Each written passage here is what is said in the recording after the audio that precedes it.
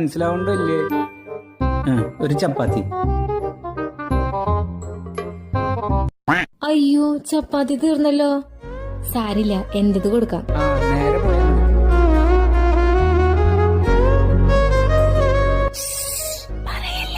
എന്താ ഉഷു കുഷൂന്ന്? ഒരു ചപ്പാത്തി അവൻ എക്സ്ട്രാ ഉണ്ടാക്കി കൊടുത്തൂടെ?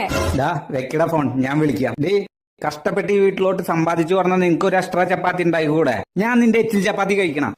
നീ എത്രണ്ണം ചോദിച്ചു? 3. എന്നിട്ട് എത്രണ്ണം കഴിച്ചു? 4.